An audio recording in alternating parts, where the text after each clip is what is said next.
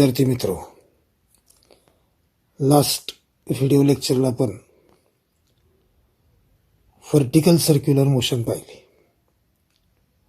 त्याच्यामध्ये this is a Bob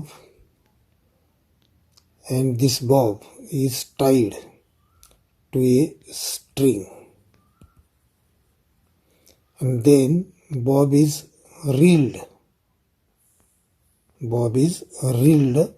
in vertical circle, so that motion of the bob is a vertical circular motion. In that case, we have seen that A is the top position, B is the bottom position, C and D are the sideway positions, and we have seen that minimum speed at top position A, that is VA minimum, is equal to root RG. A is the top position and minimum speed at the top position A, that is VA minimum, is equal to root RG. We have also seen that minimum speed at bottom position B, that is VB minimum, is equal to root phi RG. Also, the minimum speed at sideway position C, that is VC minimum, is equal to root 3 RG. If bob is reeled in vertical circle, then when bob moves from top position A to bottom position B, then tension in the string increases.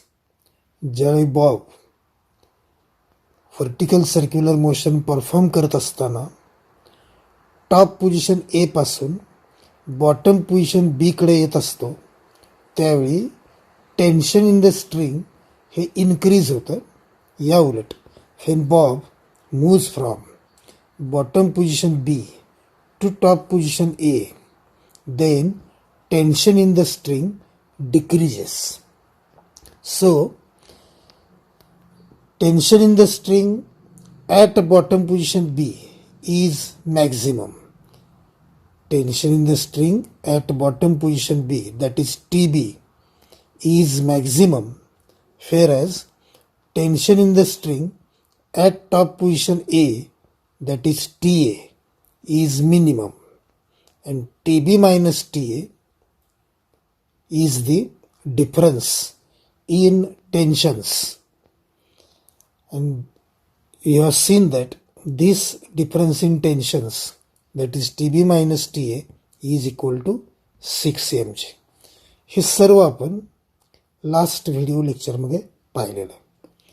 आता आजच्या व्हिडिओमध्ये आपण vertical circular मोशनचंच एक application पाहणार आहोत, आणि त्या ॲप्लिकेशनचं नाव आहे vehicle at the top of convex overbridge. Convex overbridge याच्या टॉपवरती व्हेइकल आहे. त्याचं मॅक्झिमम स्पीड किती असावं याचं एक्सप्रेशन या आर्टिकलमध्ये आपण पाहणार आहोत. So application is vehicle at the top of convex overbridge. यामध्ये सुरुवातीला एक फिगर पाहू आपण. So this is A convex bridge and this is A vehicle. So figure shows A convex overbridge and A vehicle. Vehicle कुठं आहे, तर vehicle is at the top of convex overbridge. So this is a convex overbridge, this is a vehicle, and vehicle is at the top of convex overbridge. जे vehicle आहे त्याचं मास M आहे, जो bridge आहे त्याची रेडियस ही R इतकी आहे, आणि व्हेइकल टॉप पोझिशनला असताना व्हेइकलचं स्पीड फी इतकं आहे. So figure shows A convex bridge and a vehicle is at the top of convex overbridge. M is the mass of vehicle, R is the radius of convex overbridge, and V is the speed of vehicle when vehicle is at the top of convex overbridge. So this is the explanation of this figure. So figure shows काय convex overbridge and a vehicle. Vehicle कुठं आहे? So vehicle is at the top of convex overbridge.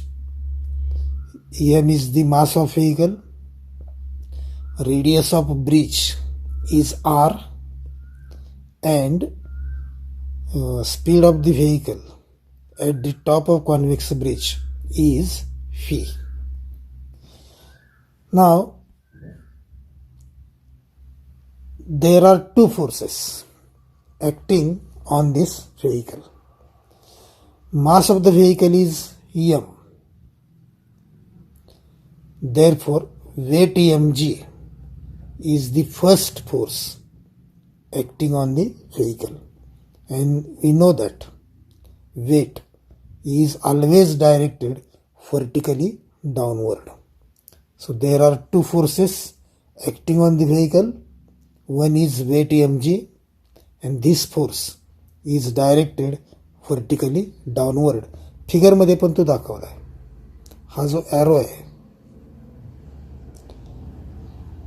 तो arrow म्हणजेच weight mg directed vertically downward.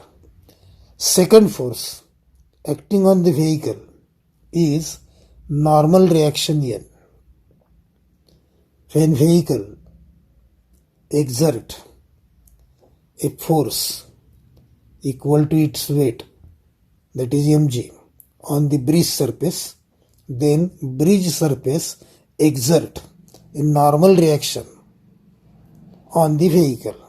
So normal reaction N is the second force acting on the vehicle, and normal reaction N is directed vertically upward. Figure मध्ये पण दाखवलंय. This arrow represents normal reaction N, which is acting on the vehicle. So in all there are two forces. One is weight mg along vertically downward, and second force is the normal reaction N along vertically upward. या फिगरच्या explanation नंतर there are two forces acting on the vehicle. One is weight mg along vertically downward, and second one is normal reaction N along vertically upward. So these are the two forces, mg and n. As figure shows,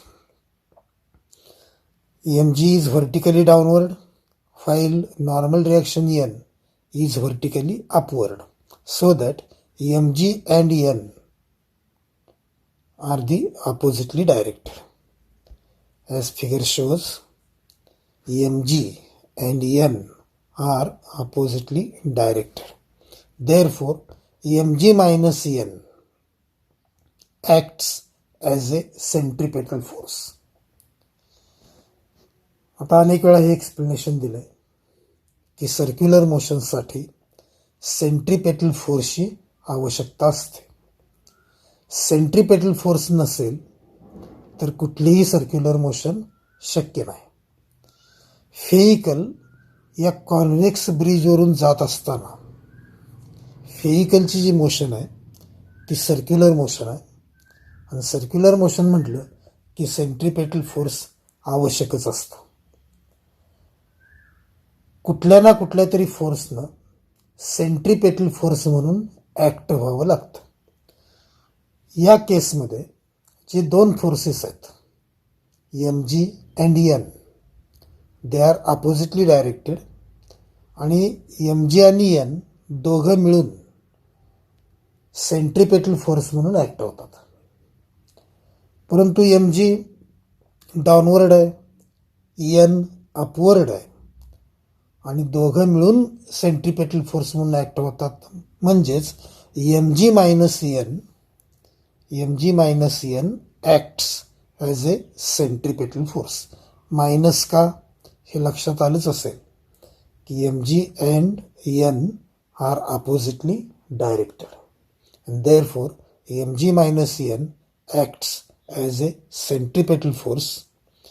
ज्यावेळेला आपण असं म्हणतो mg minus n acts as a centripetal force, then we can write an equation mg minus n is equal to centripetal force. Now mass of the vehicle is m, speed of the vehicle is v, and radius of bridge is r. Therefore, centripetal force necessary for circular motion of vehicle is given by mv square by r. So, we can write mv square by r for centripetal force. So, centripetal force is equal to mv square by r.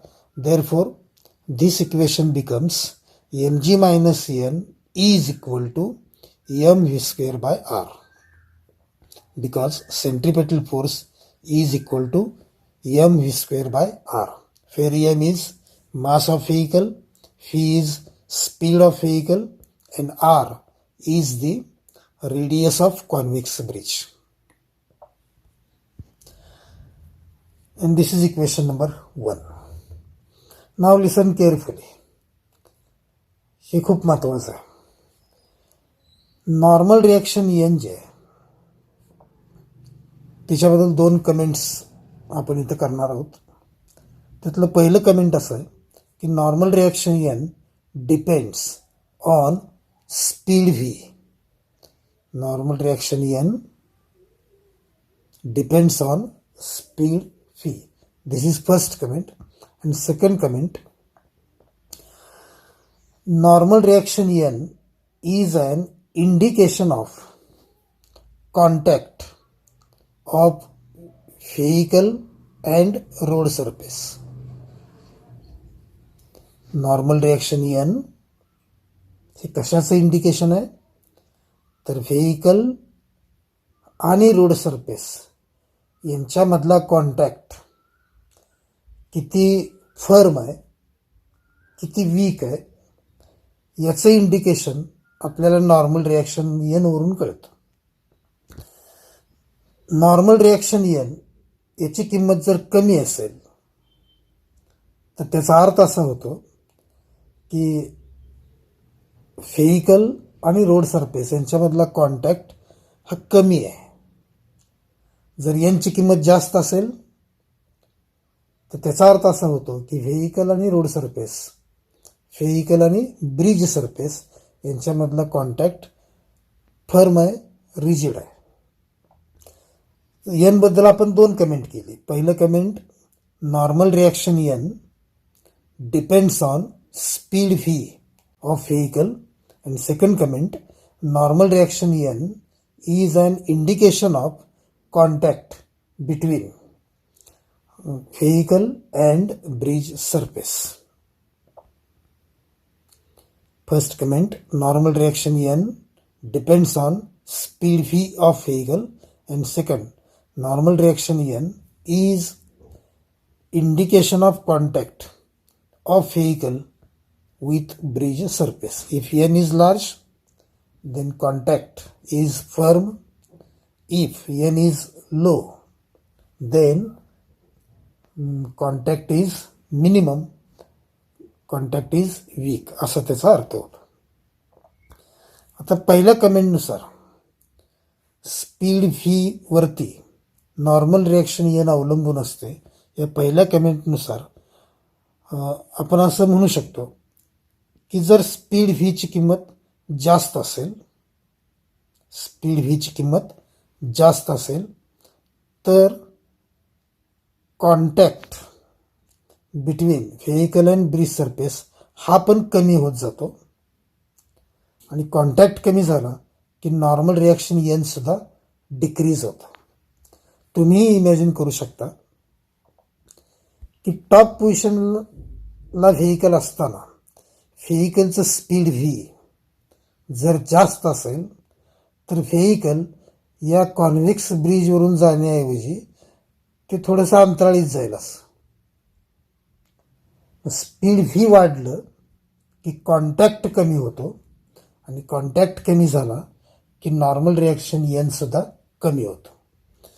म्हणजेच if speed is hi, if value of speed V is hi, then contact decreases, and as contact decreases normal reaction n also decreases. So if speed v is high, then normal reaction n decreases, as well as contact of vehicle also decreases. For ideal condition, for just contact, जर vehicle bridge सरफेसशी just कॉन्टॅक्टमध्ये असेल, नकळत कॉन्टॅक्टमध्ये असेल तर एनची किंमत 0 असेल. For just contact N is just equal to 0 and speed V corresponding to N is equal to 0 will be upper limit of speed v, or that speed will be maximum possible speed v max. Just contact साठी n ची किंमत सुद्धा just equal to 0 असेल आणि n ची किंमत just equal to 0 असताना corresponding speed जे आहे त्या स्पीडला upper limit of speed V असं म्हणू शकता, किंवा त्या स्पीड व्हीला maximum possible speed V max असं म्हणू शकता. व्ही मॅक्स या स्पीडनं जर व्हेकल गेलं तर ते व्हेकल कॉन्व्हेक्स ब्रिजच्या जस्ट कॉन्टॅक्टमध्ये असेल, नकळत कॉन्टॅक्टमध्ये राहील. पण स्पीड व्हीची किंमत व्ही मॅक्सपेक्षाही जास्त असेल, स्पीड व्हीची किंमत व्ही मॅक्सपेक्षाही जास्त असेल तर व्हेकल मात्र ह्या कॉन्व्हेक्स ब्रिजवरून जस्ट कॉन्टॅक्टने जाण्याऐवजी ते सरळ सरळ असं फ्लाय होईल.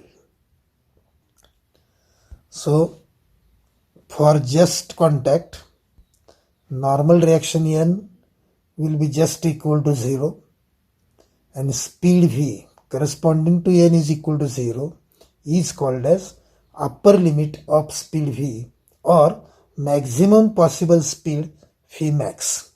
आता याच्यातून एक कंडिशन मिळते आपल्याला, आणि ती कंडिशन कोणती? जर एनची किंमत 0 असेल तर व्हीची किंमत व्ही मॅक्स असते. ज्यावेळी एनची किंमत 0 असते त्यावेळी व्हीची किंमत व्ही मॅक्स असते. ही कंडिशन या एक्सप्लेनेशनमधून मिळते. आणि ती कंडिशन अशी म्हणता येईल, when N is equal to 0 then V is equal to V max. ही कंडिशन इक्वेशन 1 मध्ये सबस्टिट्यूट करायची. इक्वेशन 1 मागच्या स्लाइडमध्ये होतं, तरी पण मी इथं परत लिहितो. M G minus N is equal to M V square by R. This is equation number 1. या इक्वेशनला ही कंडिशन अप्लाय करायची, म्हणजेच जिथं एन आहे तिथं 0 लिहायचं, तर जिथं व्ही आहे तिथं व्ही मॅक्स लिहायचं. आणि मग equation 1 becomes M G minus 0 because N is equal to 0. M G minus 0 is equal to M V square maximum by R. Equation 1 becomes mg minus 0 is equal to m v square max by r.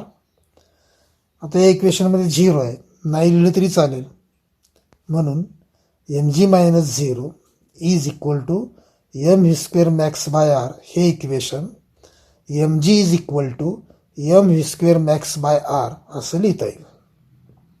इक्वेशनच्या दोन्ही बाजूला m आहे, throughout cancel करता येईल, m cancels to m, therefore g is equal to v square max by r.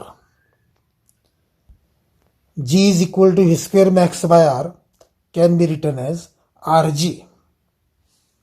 This r, if taken to LHS, then rg is equal to v square max,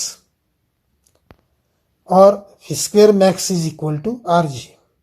Side interchange केल्यानंतर v square max is equal to rg असं आपण लिहू शकतो. दोन्ही बाजूला square route घेतलं तर v max is equal to root rg हे maximum possible speed of vehicle याचं एक्सप्रेशन मिळेल. So this is an expression for maximum speed of vehicle for which vehicle remain just in contact with bridge. याचा अर्थ असा होतो, if speed v of vehicle is greater than root rg, then vehicle will not remain in contact with bridge. Vehicle will fly. Vehicle will fly like this. It will not remain in contact with bridge. So if speed of vehicle is greater than root rg, then vehicle will not remain in contact with bridge. So this is the only one application of vertical circular motion. आणि या ॲप्लिकेशनमध्ये आपण maximum possible speed of vehicle for which vehicle remain just in contact with bridge याचं expression मिळवलं. म्हणजेच V max is equal to root R G हे expression आपण या ॲप्लिकेशनमध्ये मिळवलं. आणि इथं सर्क्युलर मोशन हा पार्ट या आर्टिकल बरोबरच संपतो. टॉपिकचं नाव आहे रोटेशनल डायनॅमिक्स आणि याच्यामध्ये दोन पार्ट आहेत, एक सर्क्युलर मोशन आणि दुसरा रोटेशनल मोशन. या आर्टिकल बरोबरच पहिला पार्ट सर्क्युलर मोशन हा संपला आणि यानंतर आपण रोटेशनल मोशन ह्या दुसऱ्या पार्टचा अभ्यास करणार आहोत. दुसऱ्या पार्टमधले पहिलंच article moment of inertia as an analogous quantity for mass. Moment of inertia ही एक फिजिकल क्वांटिटी आहे, शॉर्टमध्ये आपण तिला MI असं म्हणतो.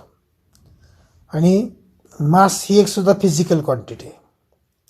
मोमेंट ऑफ इनर्शिया MI आणि मास ह्या ॲनालॉगस क्वांटिटीज आहेत. त्या ॲनालॉगस का आहेत याचं एक्सप्लेनेशन आपण या आर्टिकलमध्ये पाहणार आहोत. So moment of inertia I is analogous to mass m. आता सर्क्युलर मोशन लिनियर मोशन आणि रोटेशनल मोशन यांच्यामध्ये एक ॲनालॉजी आहे. आणि ही ॲनालॉजी आत्तापर्यंत आपण काही वेळा पाहिलेली आहे की there is analogy between rotational motion and linear motion. Rotational मोशनमध्ये आणि लिनियर मोशनमध्ये एक ॲनालॉजी आहे. If particle or if a body moves along a straight line path, then motion of the body is called as linear motion or translational motion. But if particle or a body rotates about a certain axis, then its motion is rotational motion and there is analogy between rotational motion and linear motion. एक्झाम्पलच द्यायचं झालं तर rotational मोशनमध्ये angular displacement theta ही linear मोशनमधल्या linear displacement यशशी analogous असते. Theta is analogous to yes.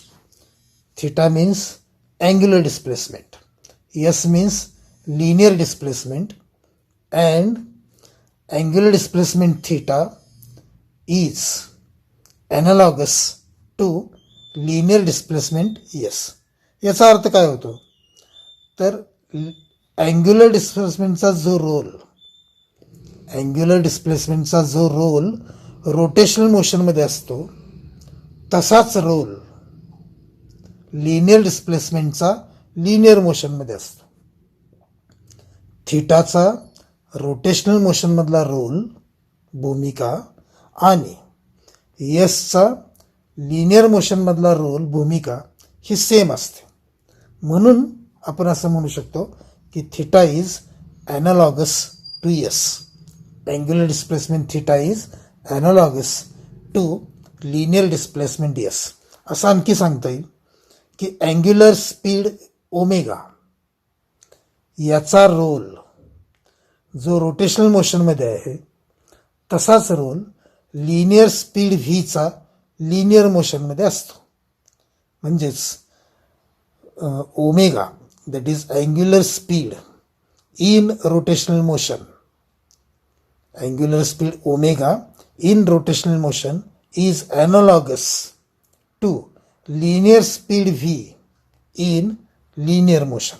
Similarly, angular acceleration alpha in rotational motion is analogous to linear acceleration a in linear motion. आणखी सांगता येईल की टॉर्क्यू tau is analogous to force F. Because force produces linear motion while torque produces rotational motion. एखाद्या बॉडीवरती जर force act झाला तर त्या बॉडीमध्ये लिनियर मोशन तयार होते. या उलट एखाद्या बॉडीवरती जर टॉर्क्यू अप्लाय झाला तर त्या बॉडीमध्ये रोटेशनल मोशन तयार होते. थोडक्यात torque produces rotational motion and F produces linear motion. Therefore, torque tau and force F are analogous quantities. तर ही काही उदाहरण आपण पाहिले. Theta is analogous to S, omega is analogous to V, alpha is analogous to A, and tau is analogous to F. Similarly, moment of inertia in rotational motion is analogous to mass in linear motion. Moment of inertia he physical quantity I या लेटरने denote करतात. तर मास हे M या लेटरने denote करतात. आयचा जो role moment of inertia चा जो रोल रोटेशनल मोशनमध्ये आहे तसाच रोल मासचा लिनियर मोशनमध्ये असतो. म्हणून moment of inertia in rotational motion is analogous to mass in linear motion. जसं थीटा, ओमेगा, अल्फा, टाऊ हे यस, फी, एफला ॲनालॉगस आहेत तसं मोमेंट ऑफ इनर्शिया हे मासला ॲनालॉगस आहे. How moment of inertia is analogous to mass M हेच आपण या आर्टिकलमध्ये पाहणार आहोत. पहिल्यांदा आपण एक फिगर बघू. So figure shows a body and this body is rotating about this axis. Body consists of n particles. Body consists of n number of particle. This is first particle, this is second particle, third particle. In this way, this is last nth particle.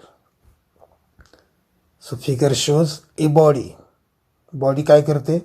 Body is rotating about an axis. आणि शिवाय बॉडीमध्ये काय आहे?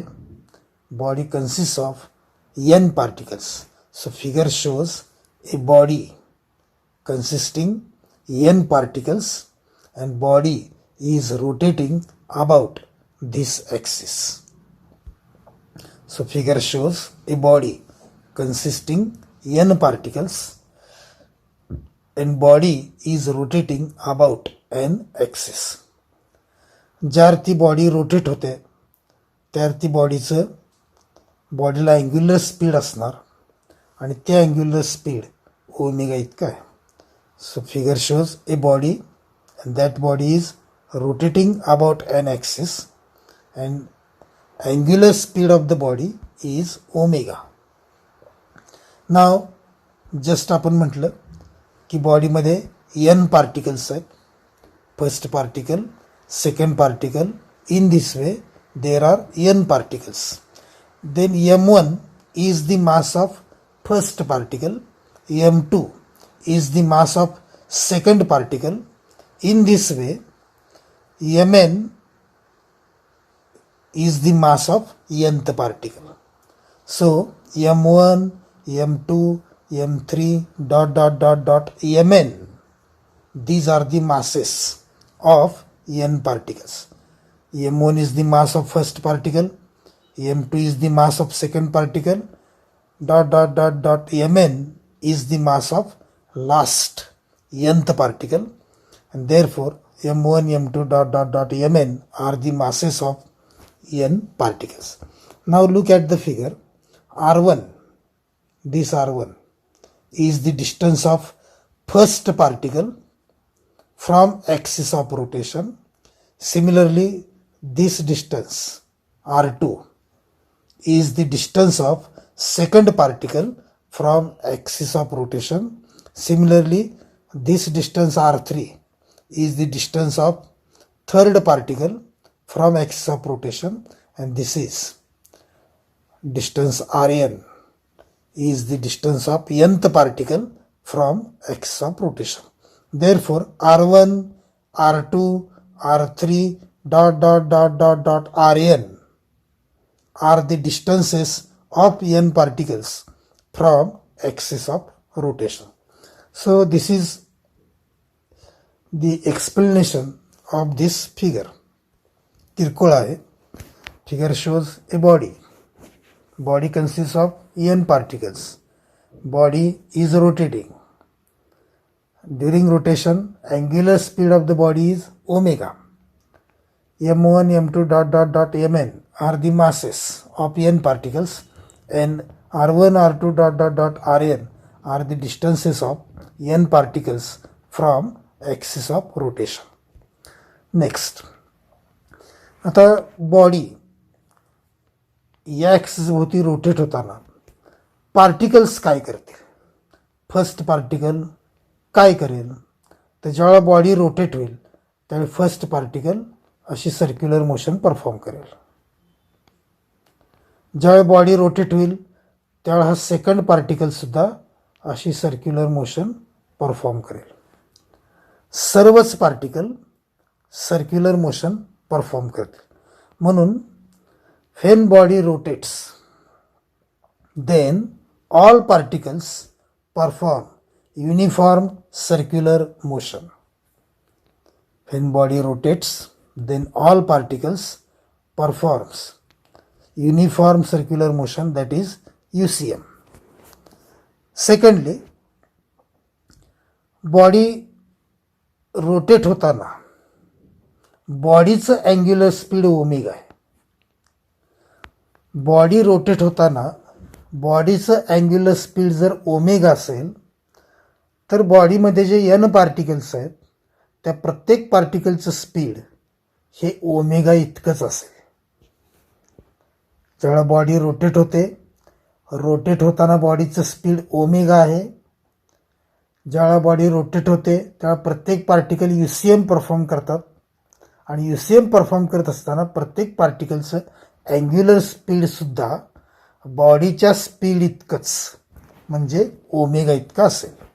जसं की आपण एखाद्या बसमधून प्रवास करत असेल आणि बसचं स्पीड जर 60 किलोमीटर पर आवर असेल तर आपलं स्पीडसुद्धा 60 किलोमीटर पर आवर इतकंच असतं, कारण आपण त्या बसमध्ये बसलो आहे. तसं इथंही जर बॉडी ओमेगा या अँग्युलर स्पीडनं रोटेट होत असेल तर प्रत्येक पार्टिकलसुद्धा ओमेगा इतक्याच अँग्युलर स्पीडने रोटेट होईल.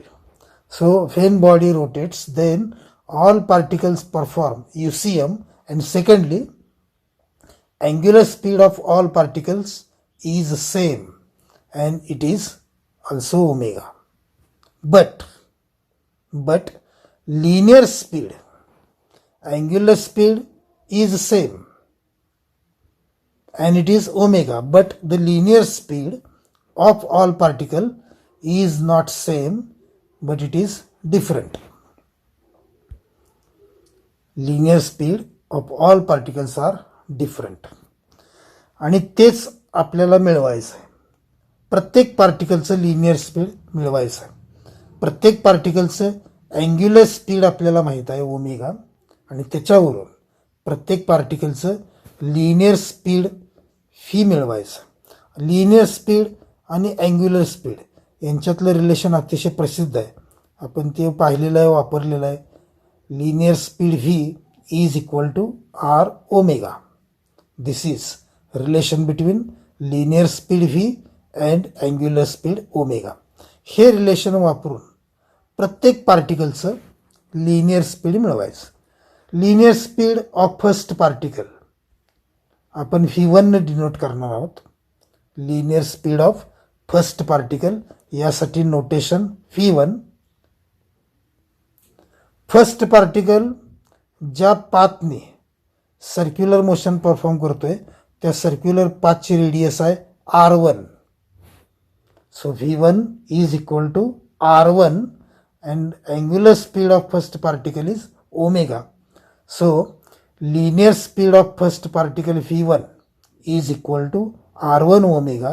Similarly linear speed of second particle V2 will be equal to R2 omega, because this radius of circular path of second particle is R2, and therefore linear speed of second particle V2 will be equal to R2 omega. In this way we are going to obtain expressions for linear speeds of n particles. First of all, linear speed of first particle notation is V1 and its expression will be R1 omega. Similarly, linear speed of second particle notation is V2 and V2 is equal to R2 omega. In this way, the linear speed of nth particle will be denoted by Vn and it will be equal to Rn omega. So these are the expressions for linear speed of n particles V1, V2 Vn. आता याच्यावरून आपण linear kinetic energy किंवा translational kinetic energy मिळवणार आहोत. आणि kinetic energy is given by kinetic energy is equal to 1/2 mv². प्रसिद्ध relation आहे. हे रिलेशन वापरून प्रत्येक पार्टिकलची सर्वच्या सर्व n पार्टिकलची आपण ट्रान्सलेशनल कायनेटिक एनर्जी मिळवणार आहोत. ट्रान्सलेशनल कायनेटिक एनर्जीला लिनियर कायनेटिक एनर्जी असं पण म्हणतात. आणि ती मिळवताना आपण 1/2 mv² हे एक्सप्रेशन वापरणार आहोत. फर्स्ट पार्टिकल विचारात घेतला तर फर्स्ट पार्टिकलचं मास आहे m1 आणि फर्स्ट पार्टिकलचं स्पीड आहे v1. जस्ट आपण मिळवलं. फर्स्ट पार्टिकलचं मास m1, स्पीड v1, म्हणून फर्स्ट पार्टिकलची translational kinetic energy 1/2 m1 v1 square असेल या एक्सप्रेशननुसार. Similarly translational kinetic energy of second particle will be 1/2 m2 v2 square, since m2 is the mass of second particle and v2 is the linear speed of second particle. In this way, the translational kinetic energy of nth particle will be 1/2 mn mn pn square. So linear kinetic energy of first particle is 1/2 m1 v1 square. Linear kinetic energy of second particle is 1/2 m2 v2 square. In this way, linear kinetic energy of nth particle is 1/2 mn pn square. But phi1, this phi1 is equal to r1 omega, and therefore linear kinetic energy of first particle will be 1/2 m1 r1 square omega square. Similarly, translational kinetic energy of second particle will be 1/2 m2 r2 square omega square. In this way, linear kinetic energy of nth particle will be 1/2 mn rn square omega square. तर हे सगळं आपण पुढच्या स्लाइडमध्ये पाहणार आहोत.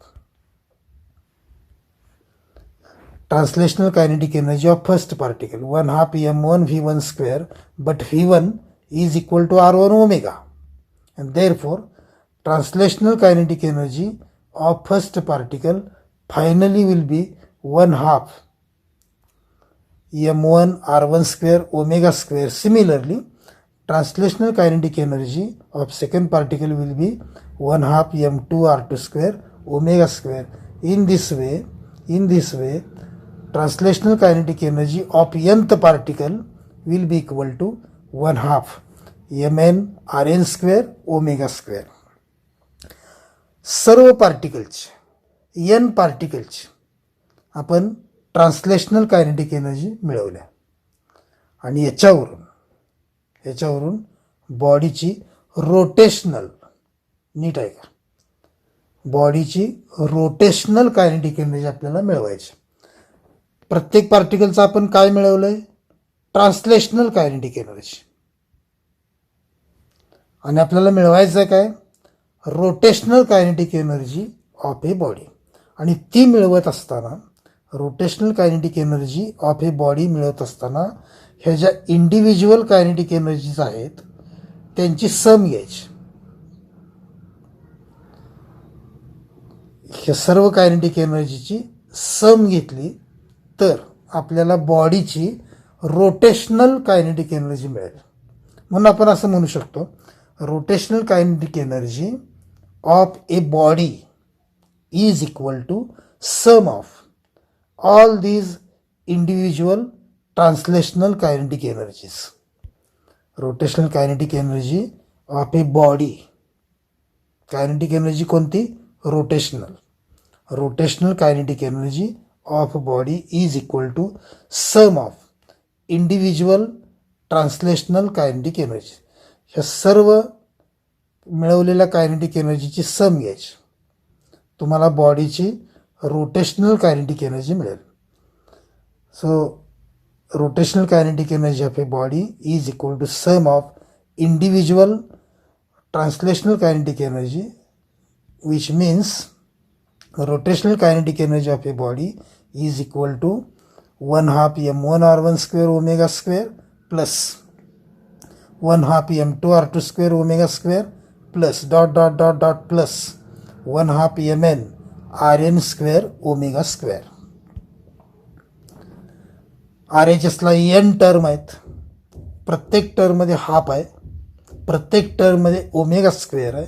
मग taking half n omega square as a common, we can write rotational kinetic energy of a body is equal to 1 half into bracket m1 r1 square plus m2 r2 square plus dot dot dot dot plus mn rn square bracket complete into omega square. So half and omega square are taken as a common. आता ब्रॅकेटमध्ये जी सम आहे m1 r1 square plus m2 r2 square plus dot dot dot plus rn mn rn square, ही sum summation notation वापरून अशी लिहिता येईल. समेशन mi ri square where I takes the value from 0 to n, from 0 to नाही, from 1 to n. I takes the value from 1 to n. मग I is equal to 1 substitute केलं, I is equal to 1 substitute केलं तर m1 r1 square मिळेल plus I is equal to 2 substitute केलं तर m2 r2 square मिळेल. I is equal to 3 substitute केलं तर m3 r3 स्क्वेअर मिळेल. इन दिस वे I ची लास्ट व्हॅल्यू n जर सबस्टिट्यूट केली तर आपल्याला mn rn स्क्वेअर मिळेल. थोडक्यात काय, ही जो ब्रॅकेट आहे या ब्रॅकेटमध्ये ही जी सम आहे त्या समबद्दल आपण समेशन नोटेशन वापरून असं लिहू शकतो. Summation mi ri square where I takes the value from 1 to n. आणि या समला जर I हे नोटेशन दिलं, या समला I हे नोटेशन दिलं तर हे equation rotational kinetic energy of a body is equal to 1 half I omega square असं मिळेल. So putting m1 r1 square plus m2 r2 square plus dot dot dot mn rn square is equal to summation mi ri square where I takes the value from 1 to n is equal to I. Then above equation becomes rotational kinetic energy is equal to 1 half I omega square, and this is an expression for rotational kinetic energy of a body.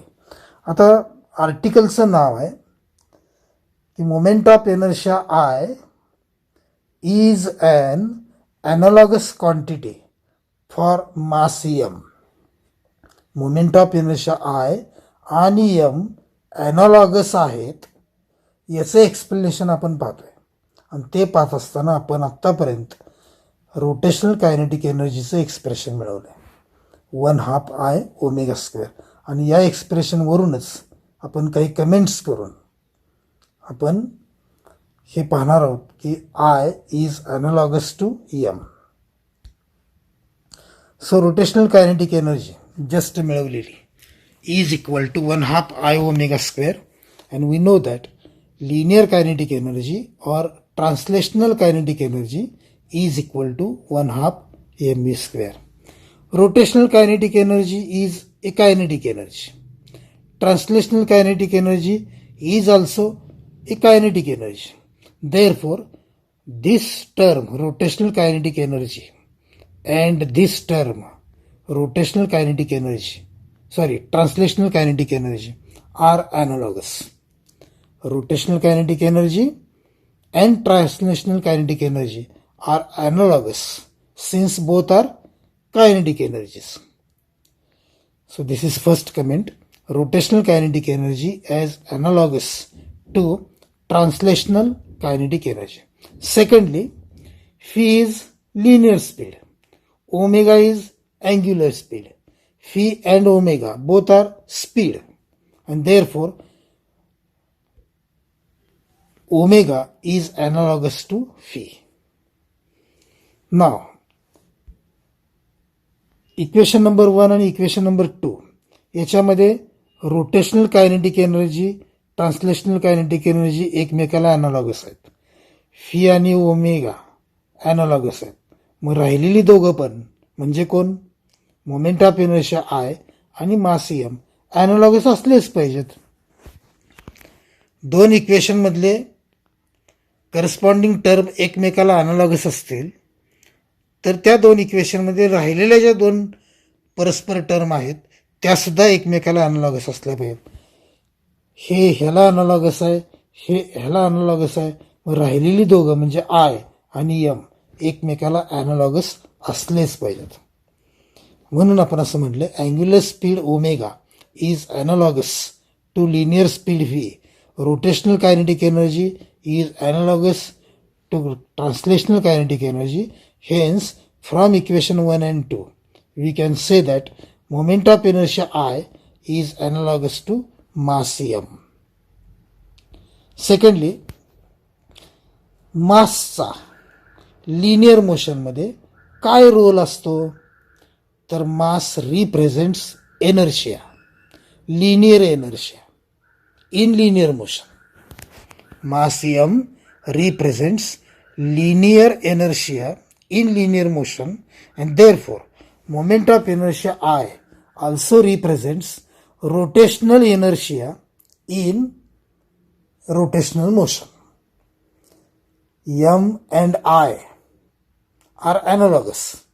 What is the role of mass m? Mass m is the linear inertia in linear motion. Similarly, moment of inertia I also represents rotational inertia in rotational motion. Next, moment of inertia कोणकोणत्या फॅक्टरवरती अवलंबून आहे? तर दोन factors आहेत. Masses of particles, just आपण पाहिलं जी body होती त्याच्यामध्ये n पार्टिकल्स होते, त्यांचे मासेस काय होते? m1, m2, m3 dot dot dot mn. या मासेसवरती मोमेंट ऑफ इनर्शिया I अवलंबून आहे, कारण I इज इक्वल टू सम आहे m1 r1 square plus m2 r2 square plus dot dot dot plus mn rn square. या सम बद्दल आपण I ही फिजिकल क्वांटिटी वापरली आणि आयच्या या एक्सप्रेशनमध्ये, आयच्या या डेफिनेशनमध्ये m1, m2, m3 dot dot dot mn आहेत. म्हणून moment of inertia depends on masses of particle. It is also depends on distribution of these masses about an axis of rotation. हे जे n masses आहेत त्यांचं distribution about axis कसं आहे याच्यावरती पण मोमेंट ऑफ इनर्शिया आयची किंमत अवलंबून असते. जर हे मासेस क्लोज टू ॲक्सिस असतील, ॲक्सिसच्या जवळ असतील, तर मोमेंट ऑफ इनर्शिया आयची किंमत कमी येईल. मी काय म्हणते नीट ऐका. जर हे n पार्टिकल्स ॲक्सिसला क्लोज असतील, ॲक्सिसच्या जवळ असतील, तर r1, r2, r3 यांच्या किमती कमी असतील. r1, r2, r3 यांच्या किमती कमी असतील तर r1 square, r2 square, r3 square यांच्या किमती कमी येतील. r1 square, r2 square dot dot dot rn square यांच्या किमती कमी असतील तर अल्टिमेटली आयची पण किंमत कमी असेल. तात्पर्य इतकंच, if masses are distributed close to axis then moment of inertia I will be small. याच्या उलट जर पार्टिकल्स अवे फ्रॉम ॲक्सिस असे डिस्ट्रीब्यूट झालेले असतील तर मात्र मोमेंट ऑफ इनर्शिया आयची किंमत लार्ज येईल. So in this way moment of inertia I depends on distribution of masses. Next, if axis of rotation is changed, तर डिस्ट्रीब्युशन ऑफ मास हे पण चेंज होईल आणि डिस्ट्रीब्युशन ऑफ मास चेंज झालं की मोमेंट ऑफ इनर्शिया पण change होईल. मी just म्हटलं की if particles are very close to axis, then we can say that distribution of mass is close to axis, and in that case moment of inertia I will be small. On the other hand, if particles are far away from axis of rotation, then in that case distribution of mass will be high, and in that case moment of inertia I will be large. So when axis of rotation is changed, then distribution of mass changes, and due to change in distribution of mass, moment of inertia also get changed. And for homogeneous rigid body, Mi is defined as I is equal to integration r square dm. तर just आपण दोन definition पाहिलेत. I is equal to moment of इनर्शियाची first definition, I is equal to m1 r1 square plus m2 r2 square plus dot dot dot plus mn rn square.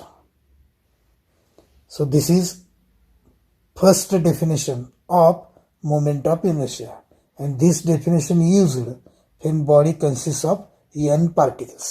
Body मध्ये n particles असतील तर moment of इनर्शियाची definition ही आहे. I is equal to m1 r1 square plus m2 r2 square plus dot dot dot plus mn rn square, किंवा असं लिहिलं तरी चालू शकेल. I is equal to summation mi ri square, where I takes the value from 1 to n. दोन्ही एकच आहे. तर बॉडी कन्सिस्टिंग n पार्टिकल असेल तर ही किंवा ही मोमेंट ऑफ इनर्शियाची डेफिनेशन आहे.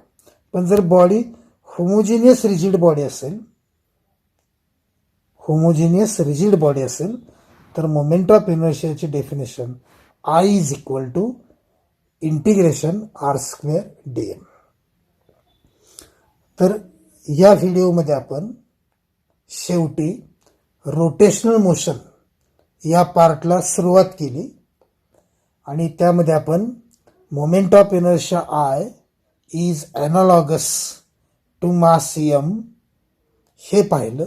शिवाय मोमेंट ऑफ इनर्शियाच्या दोन डेफिनेशन्स पाहिल्या. One is I is equal to m1 r1 square plus m2 r2 square plus dot dot dot mn rn square. This is the first definition. And second definition is I is equal to integration R square dm. ह्या दोन्ही definitions आपण हा topic संपेपर्यंत अनेक वेळा वापरणार आहोत. त्यामुळे ह्या डेफिनेशन पूर्णपणे तुमच्या लक्षात पाहिजेत, डोक्यात पाहिजेत. इथं आपण थांबतोय. धन्यवाद.